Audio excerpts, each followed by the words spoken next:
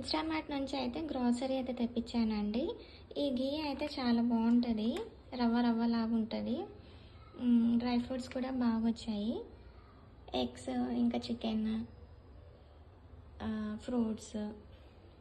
ఈరోజు వంట వచ్చేసి చికెన్ ఫ్రై, ఇంకా ఏదన్నా స్వీట్ చేద్దాం అనుకుంటున్నాను, చూద్దాం.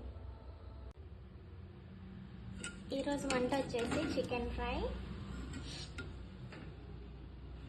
రోటీ, ఇంకా షీర్ కుర్మా.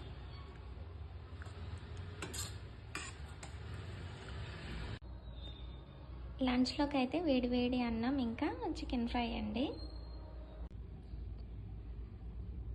డిన్నర్లోకి కాకరకాయ ఫ్రై ఇంకా చపాతీ అండి.